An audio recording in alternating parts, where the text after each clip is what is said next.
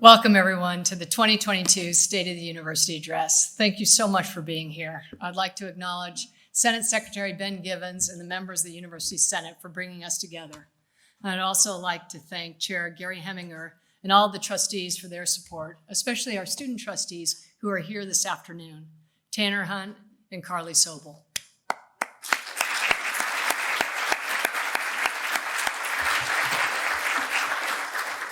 Thank you also to Governor Mike DeWine and Mayor Andrew Ginther for your constant support of Buckeye Nation.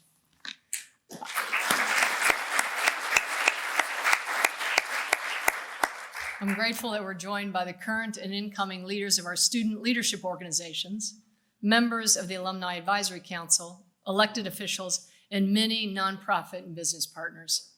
Finally, my great thanks to all the students, faculty, and staff that are with us in person and also virtually. My first State of the University speech was delivered virtually, so it's definitely progress that we can all be here together and in person.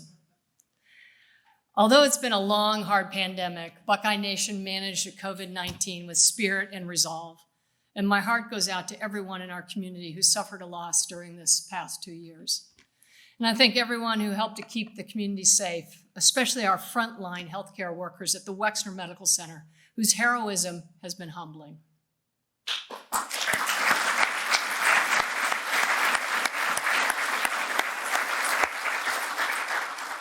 Last year, I laid out a very ambitious 10-year vision for The Ohio State University, and I said I wanted us to be the absolute model of the 21st century land-grant university. What does that mean? Those of you who joined me for the Patterson Lecture will know how proud I am of the history of Ohio State. To me, the equity and service embedded in our mission in the history of our university offer us a guide to the future.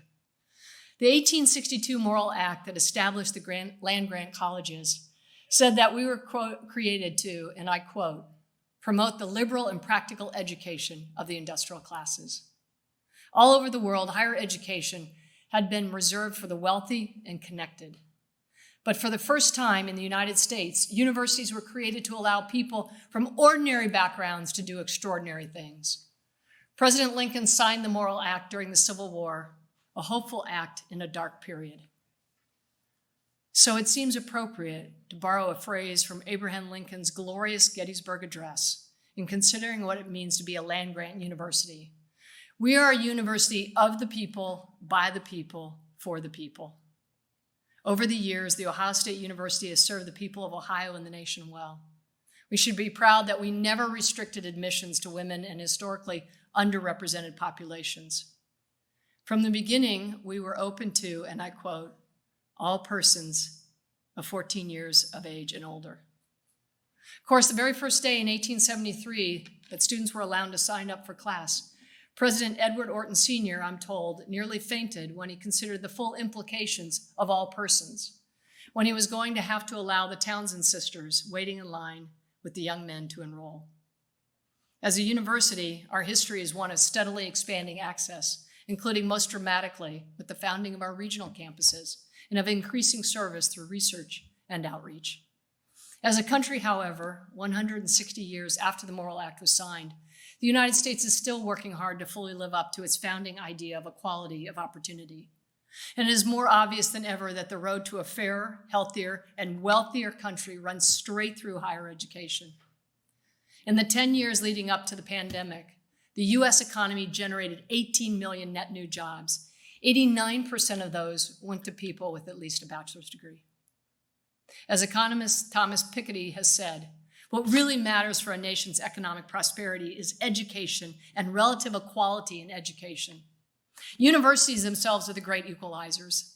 Students from low-income families and high-income families who attend the same college have pretty much the same income in adulthood.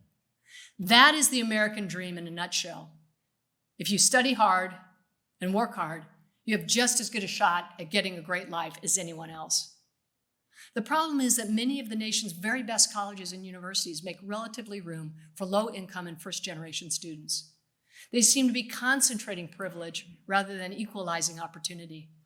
We should be very proud at Ohio State and our success in fighting this trend.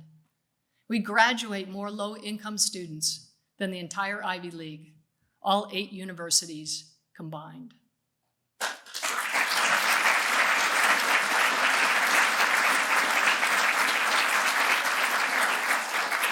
And that makes Ohio State something none of us should ever forget: important.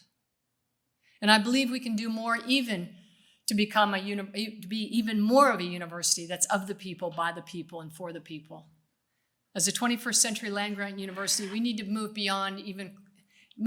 move even closer to our founding idea, an ideal of a democratic access and service.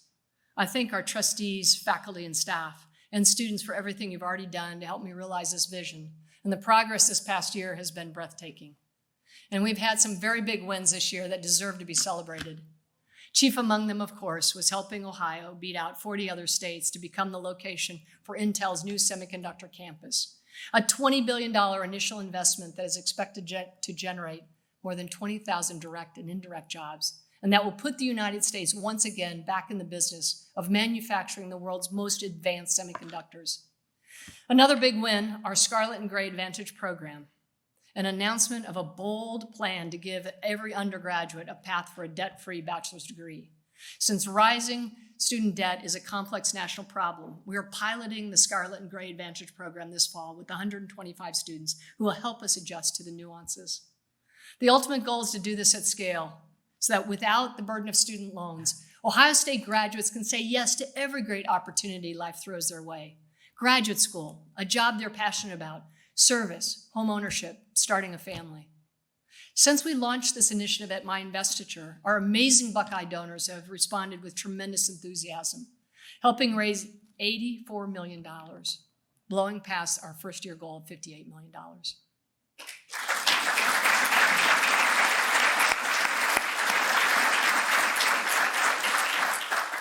Another big win is our record $1.2 billion in research expenditures for fiscal year 2021. In last year's State of the University address, I set our sights on doubling Ohio State's research expenditures within a decade, with the ultimate goal of amplifying the life-transforming impact of our research, innovation, and creative expression. With Executive Vice President Grace Wong at the helm of our enterprise for research, innovation, and knowledge, we are well on the way. Our other big wins include the election of a number of our faculty to the National Academies and the American Academy of Arts and Sciences. Last month, the Dan David Prize, which is akin to the MacArthur Genius Award for early to mid-career scholars in history, was awarded to our associate professor, Bart Elmore, an expert in the environmental history of capitalism.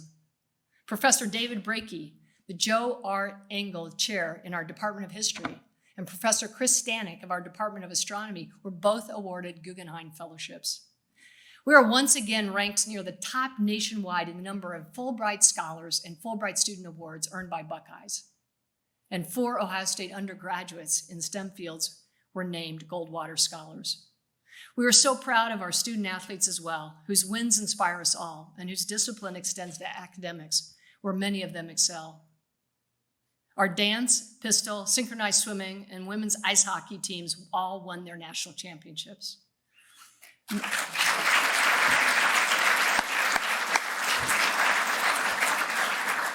Men's gymnastics, women's swimming and diving, and women's basketball won or shared their Big Ten championships. 7 current, former, and incoming Buckeye women's ice hockey players competed in the Olympics in Beijing, returning with 4 medals.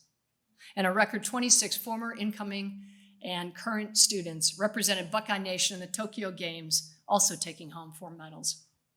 And the fame of the Ohio State Marching Band keeps spreading. Recently with a Saturday night skit that called Tabittle like the best, biggest band in the world, and they are.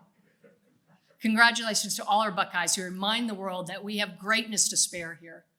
Today, I want to offer you progress on the updates we've made on the 5 particular kinds of excellence that are essential to us becoming that model land-grant university of the 21st century. Excellence in academics, research, service, talent and culture, and operations. I'm going to start with talent and culture, because after the upheaval of the pandemic, we all need kindness from each other, and we need to continue to foster a culture of kindness and well-being at The Ohio State University. While the isolation imposed by COVID-19 has been tough on everybody, it's been particularly tough on children and college-age students. In fiscal year 2022 alone, Ohio State will have contributed more than $150,000 in pandemic relief funds to students to help them directly support expenses related to mental health needs, which is why we created a commission on student mental health and well-being.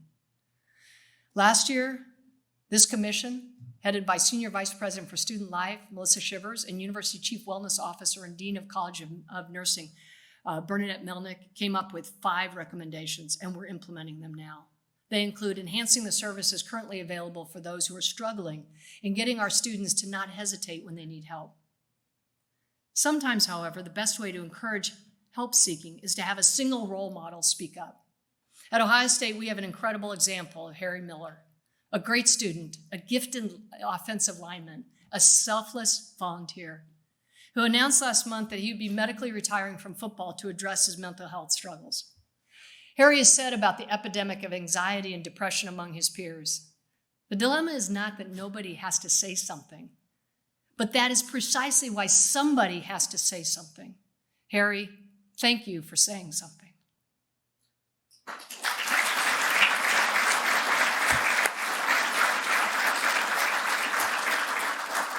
And we're so fortunate to have another member of our Buckeye community willing to say something, and that's entrepreneur and philanthropist Jeffrey Schottenstein, who experienced depression and anxiety as a freshman at Ohio State, and who felt isolated and alone in what are extremely common struggles. To change the culture surrounding mental health, the Jay and Jeannie Schottenstein Family Foundation have given us a $10 million gift to fund the Jeffrey Schottenstein Program for Resilience, led by Dr. Kay Luan Fan, the chair of our Department of Psychiatry and Behavioral Health. The program will focus on well-being, crisis prevention, and research on social, cognitive, and emotional resilience. During the COVID-19 crisis, when our healthcare professionals were stretched to their emotional and physical limits, the Wexner Medical Center created the Buckeye Pause program, which uses visits from certified therapy dogs to relieve stress.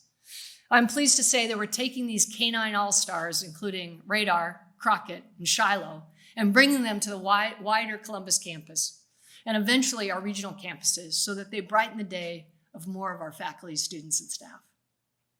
Beyond building our own capacity to withstand stress, each one of us has an obligation as a member of the Buckeye community to treat its other members with respect. Harry Miller has talked about receiving terrible texts and tweets after tough football games. Frankly, the lack of compassion for someone who clearly gives his all is just stunning. Fortunately, I've seen the opposite in the class I've been teaching this spring, Pathways to Net Zero Carbon Emissions.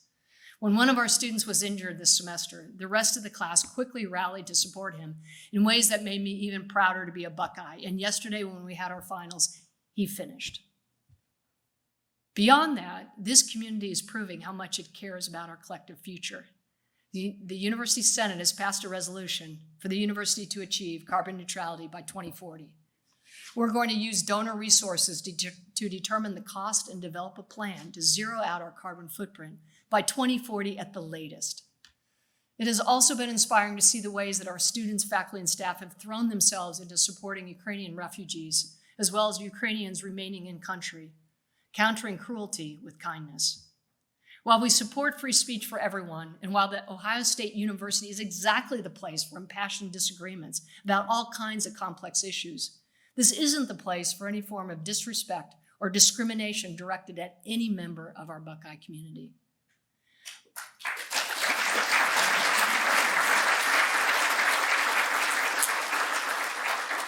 We are grateful to Governor Mike DeWine and Department of Higher Education Chancellor Randy Gardner for leading a statewide effort to address instances of anti-Semitism on college campuses, as well as an executive order defining anti-Semitism. To remind all of us of our best selves, we've launched a shared values initiative and surveyed our faculty, staff, and students to figure out what is it that the Buckeye Nation stands for. Overwhelming, those shared values are excellence and impact, diversity and innovation, inclusion and equity, care and compassion, and integrity and respect. Compassion, inclusion, care, they grow out of an effort to understand others. They broaden our horizons as individuals and strengthen our own well-being. They increase our sophistication and awareness as a community, and they are the foundation of every other kind of excellence. So let's reach for a generous approach to our fellow Buckeyes every day. As we strive for academic excellence, Intel reminds us the degree to which economic growth here in Ohio depends on the human capital we develop. At the announcement, Intel CEO Pat Gelsinger said that he wants there to be a thoroughfare between Ohio State and Intel, with the best students we educated headed his way. And we're thrilled that he's agreed to be our commencement speaker this spring. This is a knowledge and technology intensive age, and businesses like Intel require highly skilled people for high wage jobs, and it all depends on talent. We have a head start on paving that thoroughfare in that we already offer a Bachelor's of Science and Engineering Technology program at Lima, Mansfield, and Marion campuses, and coming soon to Newark. The program is focused specifically on educating leaders for advanced manufacturing. However, to fully meet the needs of Intel and its suppliers, a regional institutional approach is required. We're working with Columbus State Community College to define specific 2+2 programs for technicians, engineers, and business professionals. We hosted a 2-day workshop at the beginning of the month with leaders from 12 regional universities and community colleges, helping us envision a Midwest network of support for our new semiconductor industry through collaboration in workforce development, experiential learning, research, and the sharing of core research and teaching facilities. Researchers at that workshop said they had never seen 12 universities come together like this ever. And given the rate at which quantum technologies are advancing, the fact that they're clearly going to transform many sectors, the United States also needs to develop a quantum literate workforce. With our Q-STEAM initiative and a $5 million award from the National Science Foundation, we've brought together scientists and educators from over 20 universities to develop a research-based undergraduate quantum curriculum that can serve as a national model. I'm so happy also that professors in our College of Public Health and the College of Arts and Sciences have come together to create a groundbreaking new interdisciplinary minor in public health and the arts. During this pandemic, we've seen some great public health communications and some not so great. So teaching students to use the power of art to persuade people to take care of their health is crucial. Of course, as we partner with other institutions to develop the workforce of the future, we're not forgetting that the #1 industry in Ohio is food and agriculture. A new collaboration between our College of Food, Agriculture, and Environmental Science and the University of Rio Grande and Rio Grande Community College will help to educate the talent for agricultural industries. As we develop the workforce of the future, we're making sure it is both diverse and dynamic. We're very proud to have just been named a member of the Kessler Scholars Collaborative, which offers personalized support for first-generation college students. With our RAISE initiative, short for Race, Inclusion, and Social Equity, we're recruiting new faculty to consider the racial inequities in our society and history, and to better represent our diverse student body, so all of our students can begin to imagine themselves in roles they might not otherwise consider. As Marion Wright Edelman, founder of the Children's Defense Fund, has said, "It's hard to be what you can't see."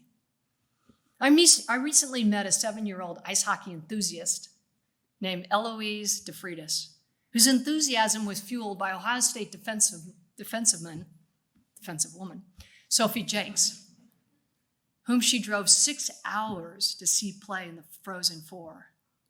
"She looks like me," Eloise explained, and doubled down on her own time on the ice. If you can see it, you can be it. By the way, Sophie was recently named the 2022 Arthur Ashe Jr. Female Sports Scholar of the Year for exemplifying scholarship, athleticism, and humanitarianism. Congratulations, Sophie.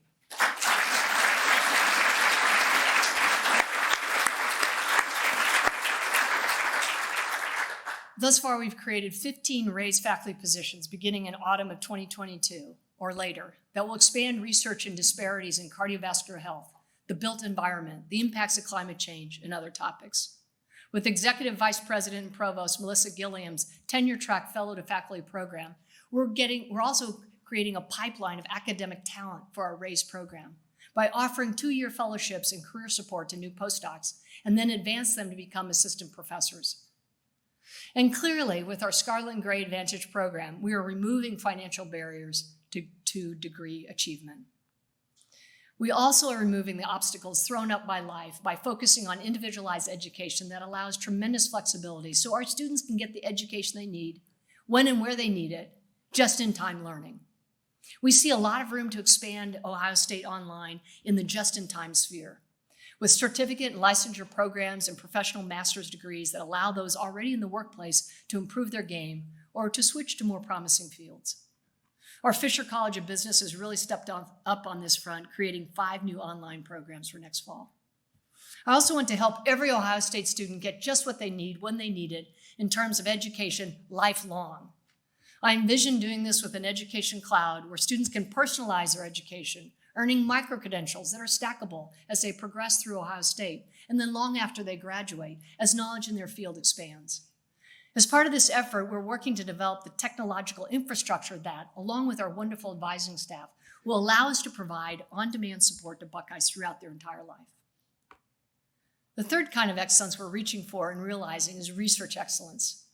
Because of the great work of our faculty and staff, Ohio State has been chosen to lead a number of major federally funded cross-disciplinary research centers. Last year at the State of the University address, we promised to add 2 new centers federally funded in fiscal year 2022. We've already added 8. In December of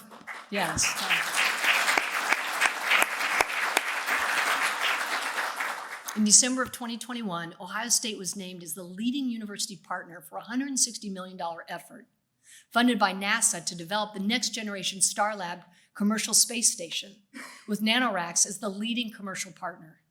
Ohio State researchers led by principal investigator Professor John Horak will contribute in materials and manufacturing for spaceflight, artificial intelligence, space-based remote sensing, and of course, feeding space station crews.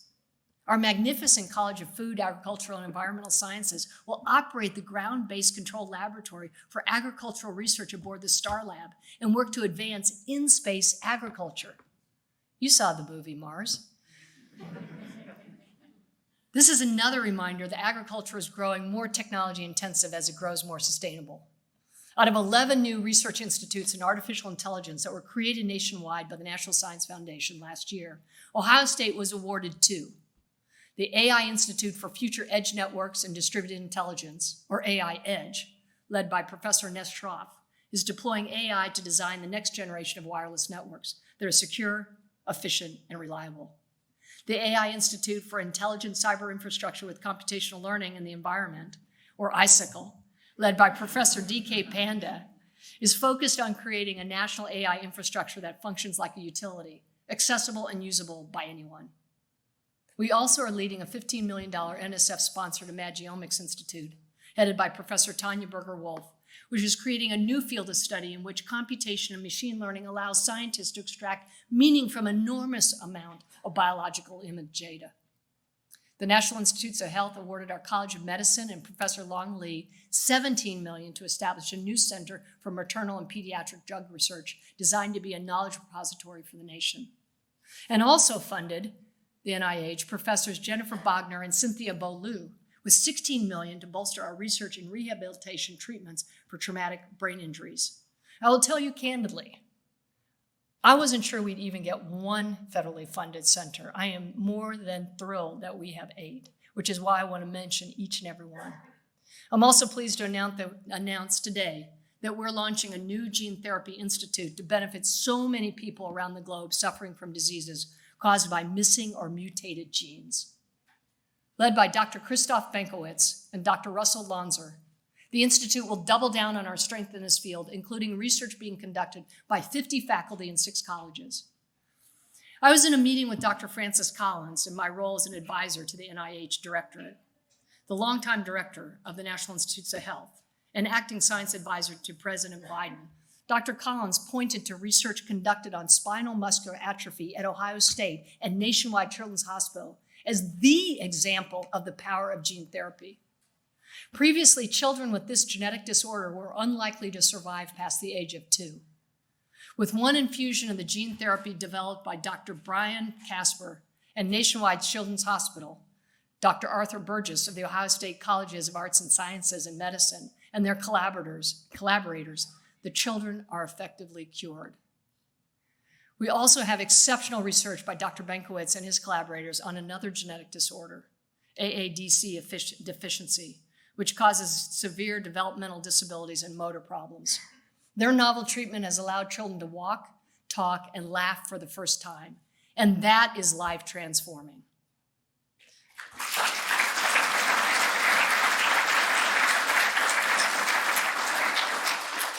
Now, our new institute offers the opportunity for Ohio State to be the world leader in gene therapy.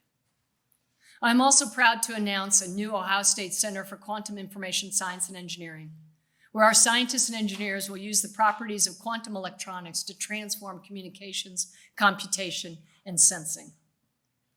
Last year, I announced the launch of the President's Research Excellence Program to provide seed support for curiosity-driven and cross-disciplinary research, allowing our researchers to get initial results that will make their work more competitive for federal funding.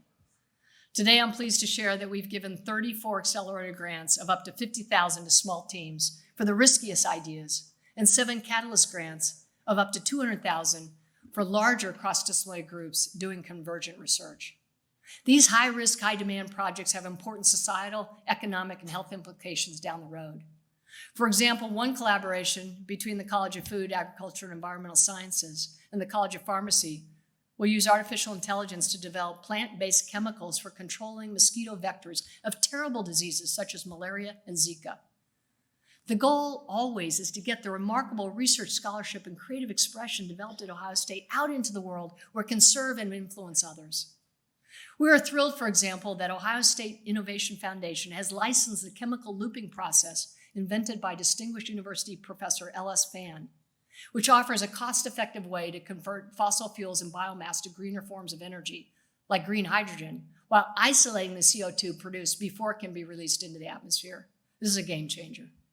Professors Jin-Rock Lee and Stefan Niewisk of our wonderful College of Veterinary Medicine developed a COVID vaccine platform, which we licensed to Biological E Limited, a major vaccine manufacturer based in India that supplies its vaccines to over 100 countries.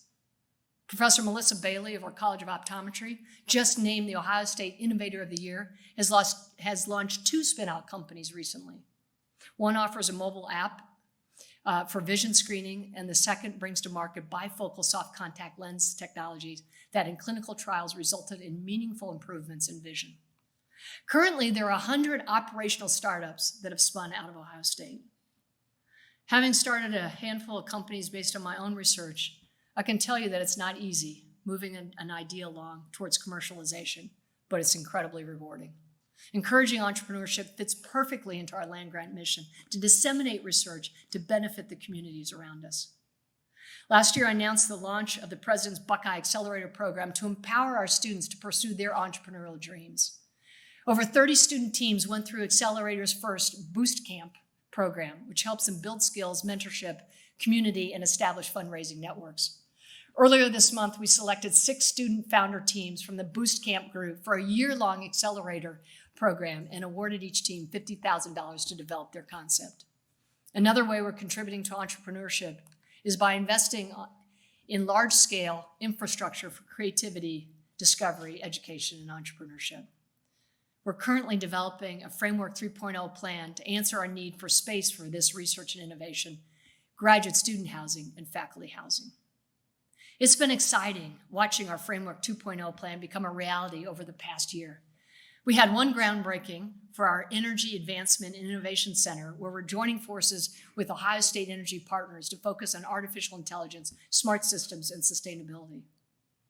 We had 3 beam topping ceremonies, one for the Jane E. Heminger Hall in the College of Nursing, a second for the outpatient care at West Campus, and another for our interdisciplinary research facility, which will help us create a true ecosystem focused on life sciences and health. And we opened the Wexner Medical Center's outpatient care facility in New Albany. The new Energy Advancement and Innovation Center, the interdisciplinary research facility, and the outpatient West Campus are all located in our rapidly developing 270-plus acre West Campus Innovation District.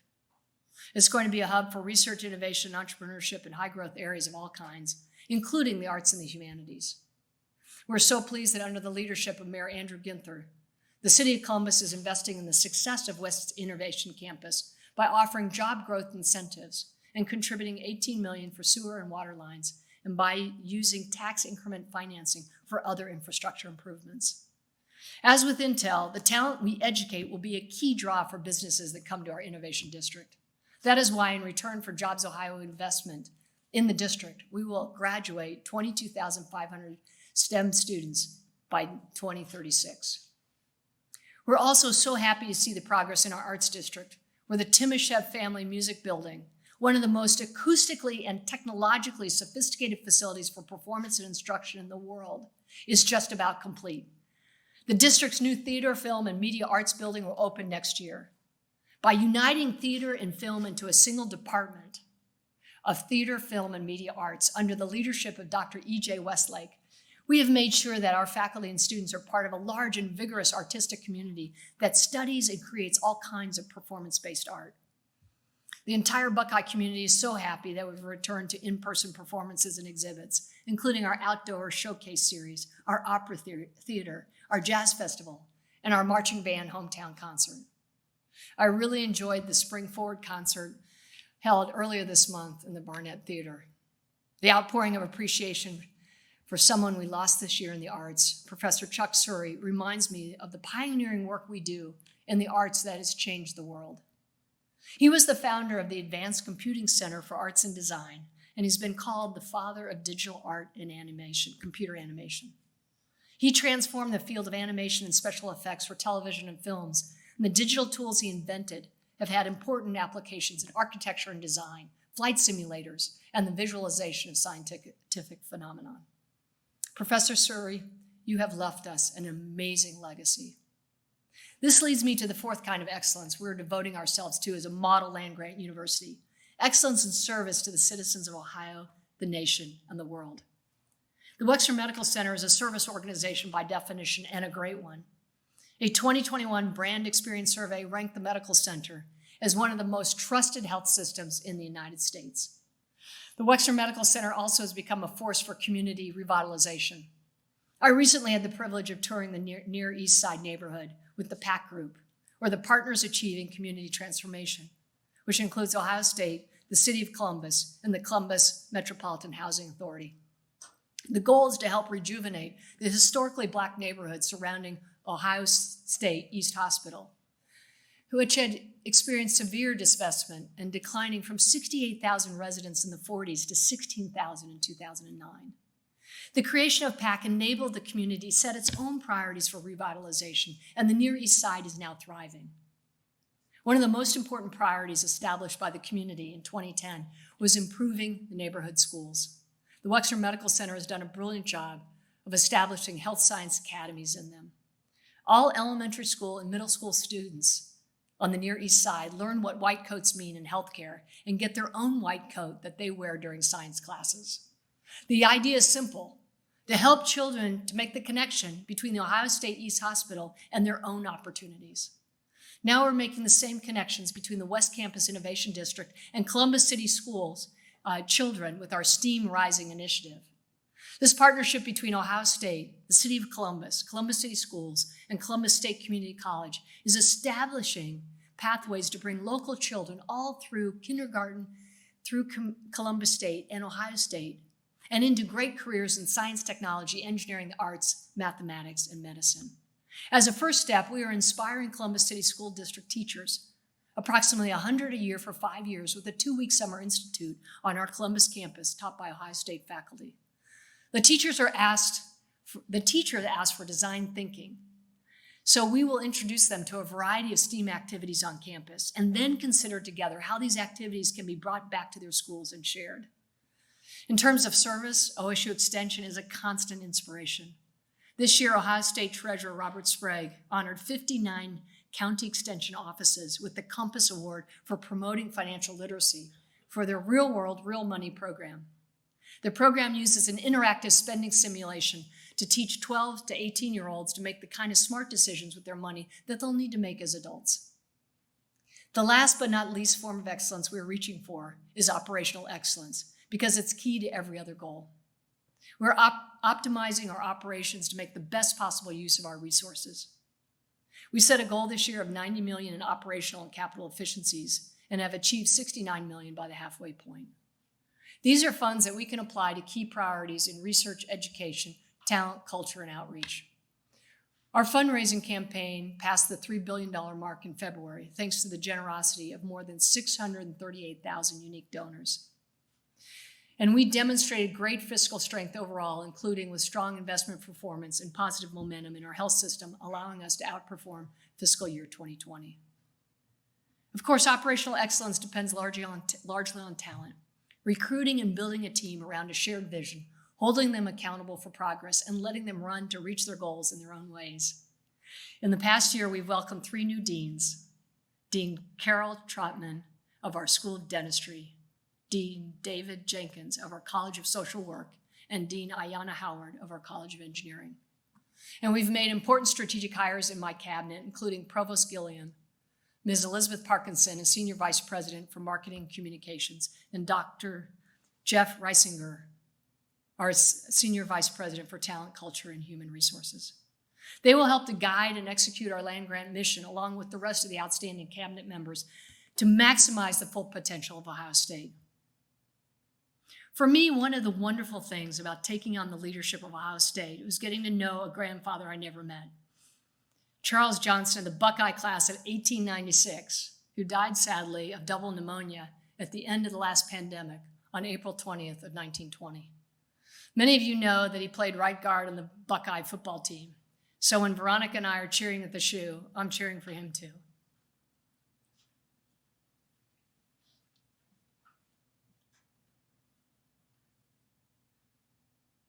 However, I feel that I understood Charles best when I see how much Ohio State does as a land-grant university to spread opportunity, and when I envision how much more of it we can do. Charles was a mechanical engineer, and like a lot of Buckeyes today, he worked in the hottest industry of his era, which is interesting. It was electrical engineering, and it was analog motors and generators, creating the technology that electrified America at the Westinghouse Electric and Manufacturing Company. Right before he died, he rose to assistant director of engineering there. The Alumni Association recently sent me a framed copy of his obituary as a very kind gift. The article noted his abilities as an engineer and an executive, and his genial personality, and I quote. But most notable, the fact was that he was known as, and I quote, always an advocate for the square deal for everyone. That advocacy took the form of helping his colleagues who had less education, mainly his female and Black coworkers, learn the skills to get into the technical tracks at Westinghouse. He actually created an informal school that he called the Casino Technical Night School after the restaurant where they all started. As a kid, when I heard about this, I was sure from my parents that it was gambling, but they assured me that it was actually a restaurant in Pittsburgh. I think Charles learned about what a square deal really is here at Ohio State.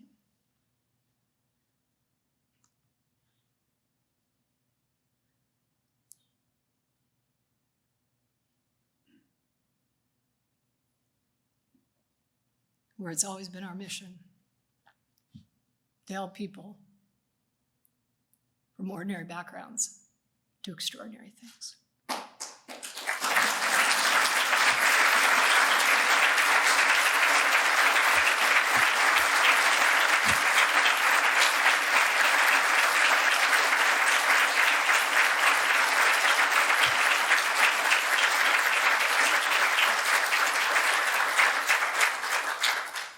I've come to learn in this last year and a half, the Buckeyes do the extraordinary every day within the amazing collection of schools and campuses and centers and museums and extension offices and hospitals that make up it could just be the Ohio State University. One of my roles here is at the center is to amplify the entire community's efforts and to align those efforts where they should be connected so that opportunity emanates from this university in waves, so that the benefits of everything we do here in education, discovery, invention, scholarship, creative expression, and service brighten not only our own prospects, but the prospects of the entire state of Ohio and the nation. Without question, The Ohio State University is a force to be reckoned with. It's been a great year, and I think the next one will be even greater. Thank you, and go Buckeyes!